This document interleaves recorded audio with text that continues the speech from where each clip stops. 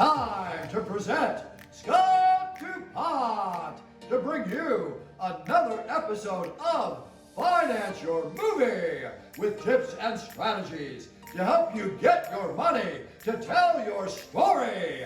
It's time!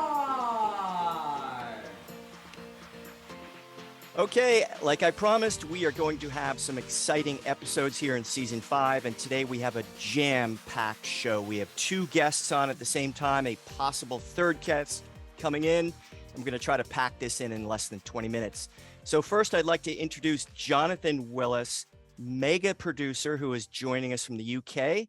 Jonathan has almost 45 producing credits, and the most remarkable thing about this is he started in 2008. So it's not like he's been in the business for 30 or 40 years. So welcome, Jonathan. Thank you, Scott. It's a total pleasure to be here. Wonderful. So I've got to ask you, this was fascinating to me. We've met a couple times before, but I didn't realize you got into this game in 2008. Really, then 2011, you made your first couple of features. What were you doing in a previous life? My job has always been to invent things for gaps in the market. I've never actually had a job. So I've always seen there's a gap in the market for something and always found a product to fill that. And it's been media. We started in theater, and then it was media publications, subscription newsletters. And then it morphed into an organization like an Angel's Den thing. And in the UK, we have Dragon's Den. In America, you have Shark Tank. So I created an organization with 25,000 investors, a crowdfunding platform before crowdfunding was probably on the internet. And we raised funds for all sorts of different organizations and operations and inventions, and it was wonderful. And we raised about 60 million quid for about 90 different enterprises, one of which was a movie. So that's how you got into the movies. And I met the producer of this movie and had a great concept. And I said, I saw him as being a visionary, but I said, you're not a producer. You need to have a producer on board. You promised me you'll have a producer on board. And he said, yes. So we raised the money, and he didn't get a producer on board. So it all started to go tits up. This was The Harrowing or 7 Lives back in 2011? This was LA Slasher, Okay. which wasn't a slasher movie. It was actually a kind of found footage. It was fascinating. It was a really good concept. But I want to drill down real quick for our audience. How specifically on your first movies you had this group? So you just started reaching out and say, hey, who wants to invest in a movie? Yeah, I mean, that's what I've done all the way through my career. We've come up with concepts, and we've gone out to the database and said, who wants to invest in this concept? And people pile in. Yeah, it's lovely. And do you think it's a numbers game?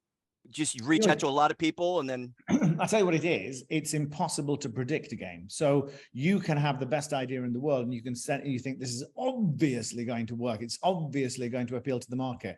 Send it out, falls flat as a pancake. There's not something else you're kind of lukewarm about. You put it out, everybody wants to. It's really, really difficult to predict. And so in that respect, to a certain extent, it is a numbers game. You have to just put it out there and see if the market embraces it or not. Yeah, so true. I agree with that 100%. So I'm curious. It seems like you've stayed your whole career of these 40 plus movies. You've stayed in the lower budget arena. Most of them seem to be under €1 million. Did you have a crystal ball? Because there is no theatrical market in 2022 for independent films. There is none. It's funny you say that. I do have a crystal ball. Unfortunately, it doesn't work. So what we did is we went to Sony Entertainment to start off with. We went to Sony and said, we've got these ideas. Which one do you want? And we worked on synopses and laid them out on the table and said, oh, we'll take this one. But it morphed to the point where we went to Sony and said, what do you want? What genre at the moment is Zeitgeist? What kind of movie do they want? And they say, we need a zombie movie. We need a ghost movie. We need a war movie. We need a Western movie. And then we would go away and we would make that movie very quickly. Within 3 or 4 months, to delivery, and then it would be on the shelves as a physical product, as a DVD in those days.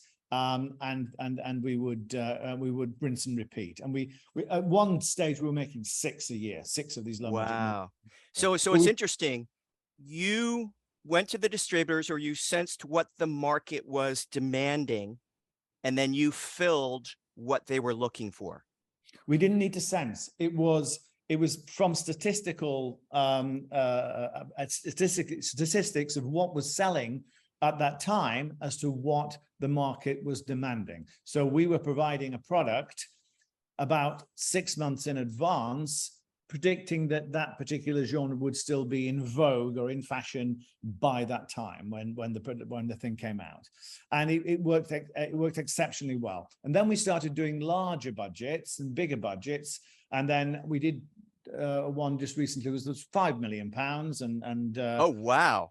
That was with Gary Oldman and Jessica Alba and Tommy Flanagan. That was called Killers Anonymous. And that was good. I enjoyed that. It was lovely to meet Gary Oldman. It was the year that he'd won the Oscar and the BAFTA and the Golden Globe. He was his first huge year for Gary.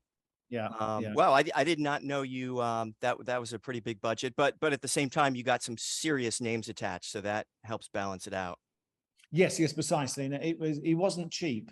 Let's put it like that. But he was just, it was such a, but yeah, so we've worked on budgets from as little as $50,000 to as much as $5 million.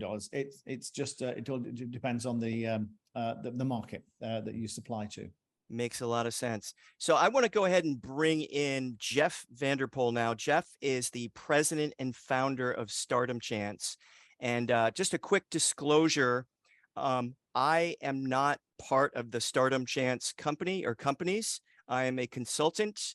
So I have no ownership, no back-end points. But really, Jeff has one of the most incredible concepts I've ever seen. Welcome, Jeff. Oh, thank you, Scott. True pleasure. Appreciate it. So I'm not going to, we have limited time here, so I'm not going to really have you go through the whole Stardom Chance thing. That's in a previous episode from last season. You can go catch up there. Go to stardomchance.com for all the info. But in a 30-second version, if you can give us a synopsis, Jeff, of your registrations. Sure. We just want to provide opportunities for aspiring talent to be able to showcase their talent and power all over the globe. And our business model is upending Hollywood in that way, making the most exclusive industry, the most inclusive, changing the odds. So as a writer, instead of 1 in 10 million, my odds of having my script made into a feature film, in the case of our UK process, will be definitively 1 in 400. In the case of a lead actor, 1 in, I believe, 300, lead actress, 1 in 300, and so forth. So very different dynamic, different business model. And I think we've got something special, to use your words, Jonathan. We can rinse and repeat all over the world. And that's really amazing when you think about, just look at the writers, some of the screenplay competitions or film festivals, it's 1 in 5,000, maybe 1 in 10,000. If you're even lucky enough to get into the audition room, if you have a top agent, they might be looking at thousands of other actors to narrow it down. So it's a really incredible model. So, and he, on that point, there, Scott, even the winner of the competition is not guaranteed to have their product made into a commercial, globally distributed film. Whereas with Jeff's wonderful model, it's guaranteed that this script is going to be globally distributed, which we get guaranteed before we even shoot a frame of the movie. Oh, thank you, Jonathan. That's like earth-shattering, because I have a few friends that have won multiple screenwriting competitions and they never got the films financed. They never got made. So thank you for that. So Jeff, I want to congratulate you. You just did your first NFT raise for about 200K or so in 30 days. So we already raised that, and then the additional money came in. So we're up to about 350,000 thereabouts in the raise so far. And it's wow, gone public. And that's in less than 60 days. Yes. Congratulations. Thank you. And so you said so far you're still raising some money on that? Oh, absolutely. It goes to the public minting now, which is charging $300. I don't know what that is in Ethereum. I apologize, but it's $300 per NFT because we have a very unique business model. It's one of the sources that fund our movies. So instead of a typical NFT I've seen for other movies, if someone wanted to invest $300, and I'm not giving investment advice here, but let's just say somebody wanted to invest $300, what are some of the perks that they might get or some chances they might get with the Stardom Chance model? So I don't like the word invest for an NFT. Number one, the amount of money is so de minimis. I mean, it's literally ridiculous, right? Who invests $300? It's such a number, right? It's what is it, 3 or 4 dinners, depending on where you're eating, 5 dinners. But when you buy an NFT, a Stardom NFT, we call it Star Babies, you get amazing utilities. We've been told from people in the industry, they see more value in these NFTs than in any NFT ever. And I've not been told that by just a couple of people who are NFT experts. I've literally been told that by half a dozen. What does it mean? Speaking role, possibly in a feature film, shadow a director, shadow a producer, be on the set of our reality show, get a chance to literally get a SAG card and literally be a part of the entertainment industry in a way no one's ever done before. So it's your golden ticket. It's a true opportunity. And that's the whole purpose, the utility use case behind the NFTs. That's pretty amazing. I know firsthand, being here in Hollywood, I have friends that spent 5, 10, 15 years just trying to get a SAG card. And that Yeah. shortcut alone could be just career changing for somebody. Plus being in an independent film with speaking a principal role. That's exactly our role. Our goal is to make these NFTs a true ticket to access your talent to what we call Hollywood, although it's almost antithesis Hollywood, right? It's the open door for underdogs all over the world, starting in the UK because of a wonderful partnership we have with Jonathan. You can't do this in what we call a host country without a Jonathan Willis who's going to be your true partner. It can't be done. So with that, that's a nice segue, Jeff, and Jonathan, chime in here as well. You two have partnered up. Apparently, the first Stardom Chance movie will be shooting soon in the UK. And it sounds like, and I want to be very careful about the wording here, it sounds like it's almost a risk-free, it's certainly an asymmetrical risk-reward investment. So let's talk about that. What is your model, and how did you take away so many of the risk factors from a typical independent film? So I'm going to ask Jonathan to chime in after I do this part of it. But yes, I agree with you. I rarely use the word, or never use the word, I should say, I guess, risk-free. But I would have to make the case this is almost that. This is as close to risk-free as any investment I've ever created or even seen in my whole life. And how can we say that? Well, the movie is funded in 4 different ways. It's funded with NFTs. It's funded with registration money. Those registrations are $99 a piece. It's funded with sponsor money, and it's funded with money from the UK itself. In this case, 20% of the budget. So the budget is $500,000 to make the movie. 100,000 of that comes back to us via the UK tax, and the rest of that money is those other 3 categories: NFTs, corporate sponsor, and registration.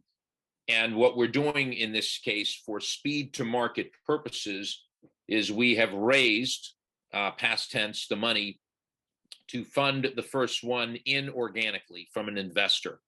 And we're giving the investor back the money within 5 months or less. We think it will be much less, but we're giving ourselves a lot of extra time, which is literally no time, right? 5 months in and out of an investment. Where can you sign up for that?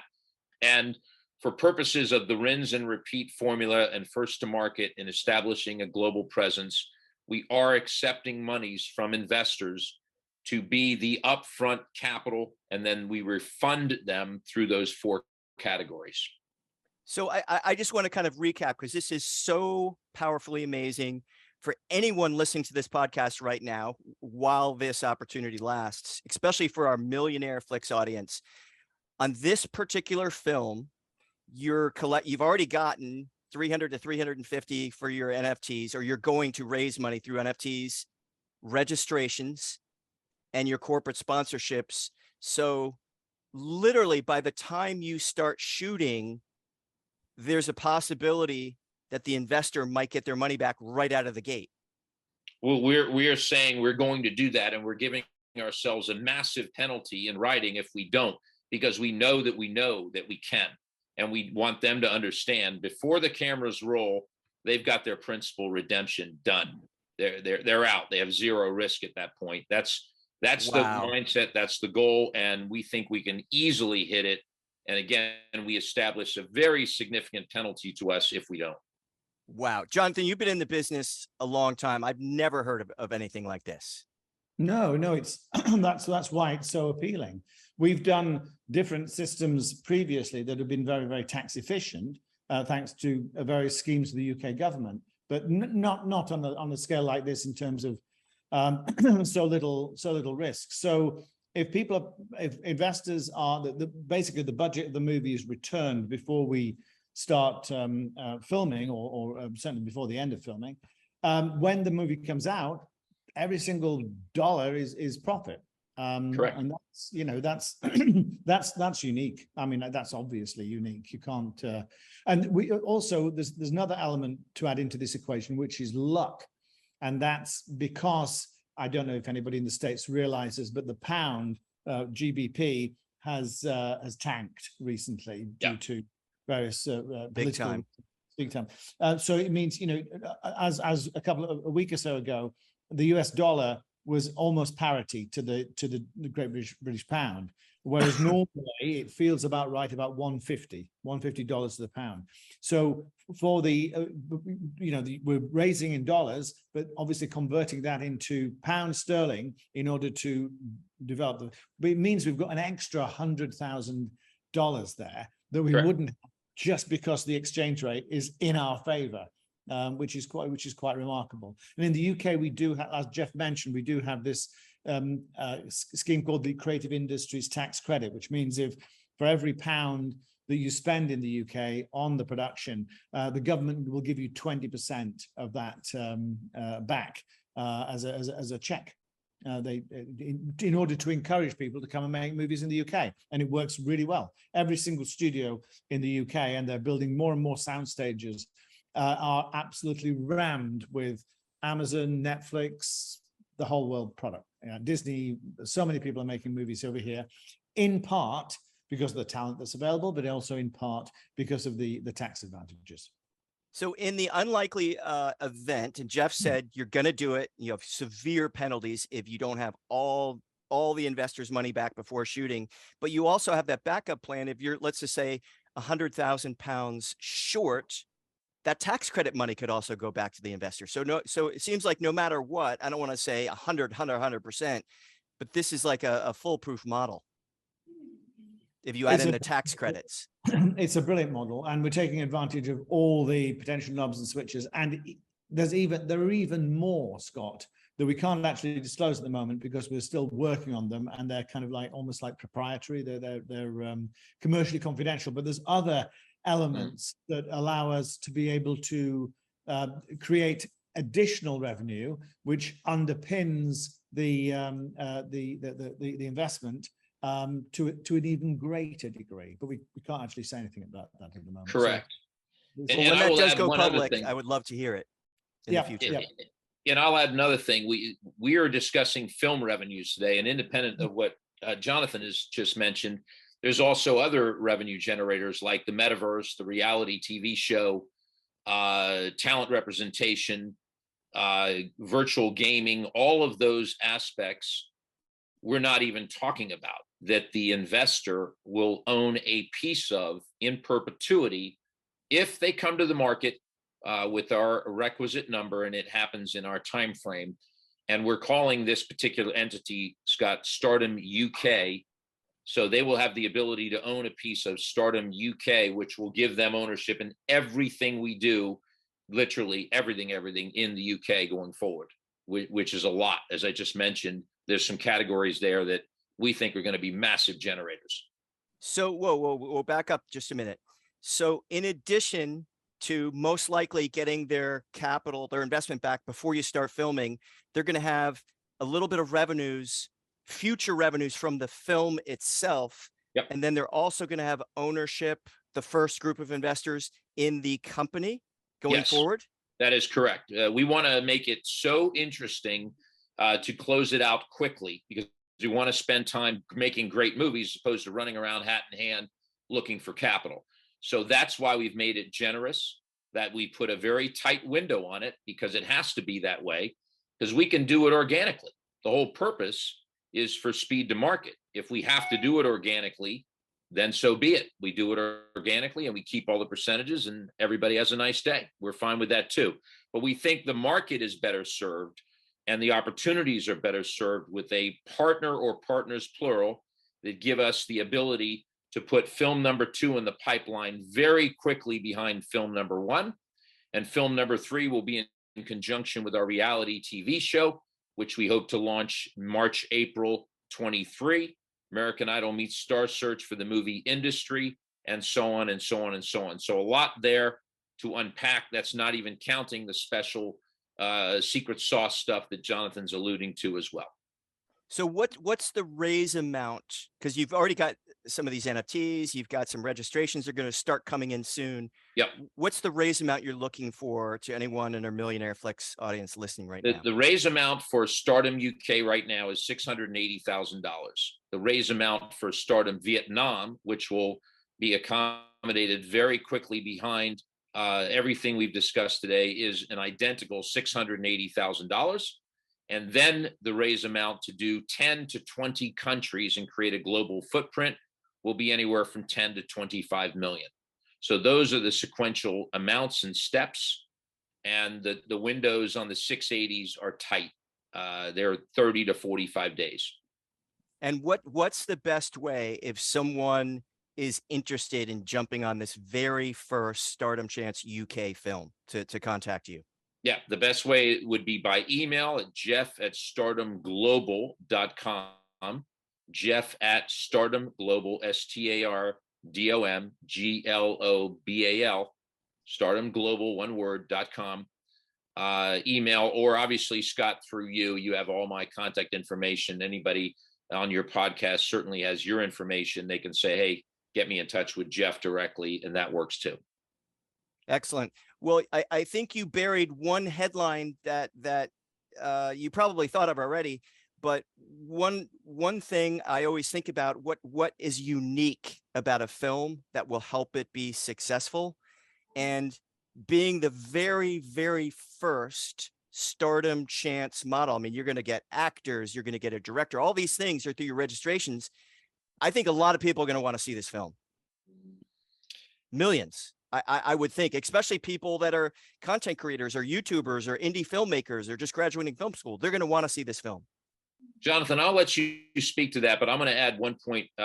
We are the first company that I know of that eliminates, not mitigates, eliminates the casting couch. We are the first company that I know of in the world, Jonathan, you speak to this, that is going to share 10% of the gross revenue after taxes with everybody in the film. Never, ever been done before. No Hollywood mathematic, gymnastic, accounting here.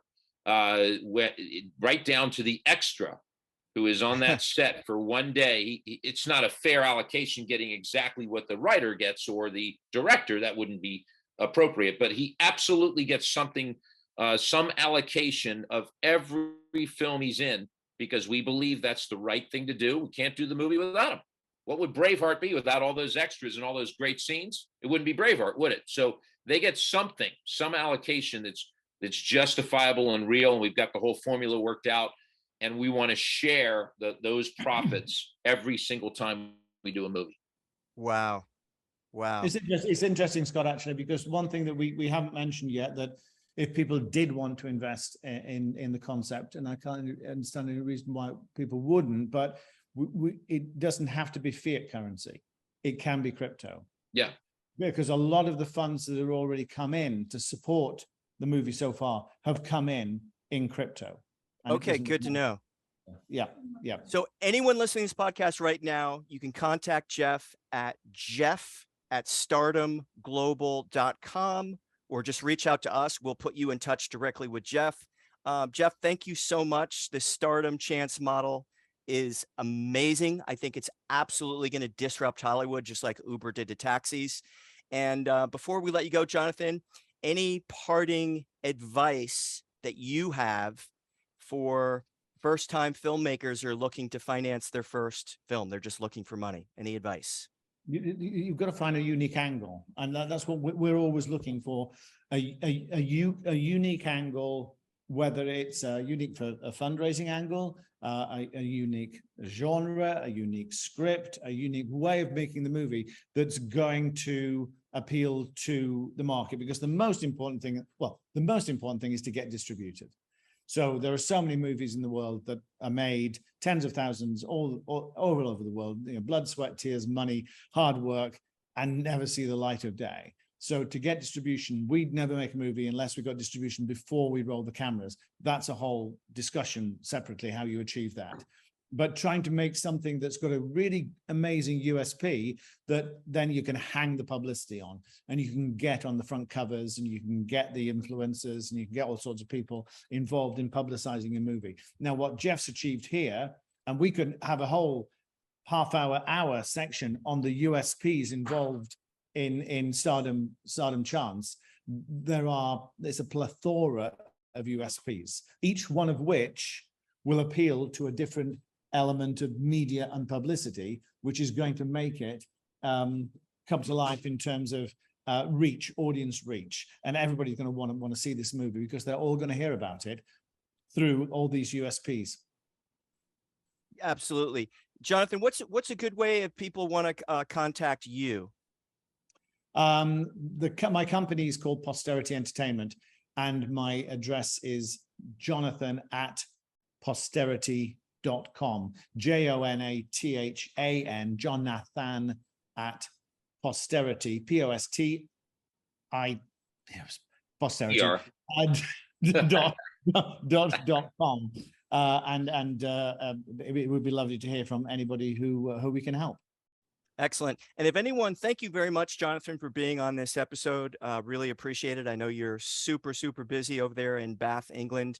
If anyone wants to go back to episode 425 and episode 426 from last season to really get the meat and potatoes of what Stardom Chance is all about, definitely do that. And Jeff, thank you so much for sharing what's an incredible opportunity. Reach out to Jeff directly, or else I'll connect the dots. And thank you, gentlemen, for both being on this episode. Like I said, this was jam-packed. We went a little bit over, but thank you so much.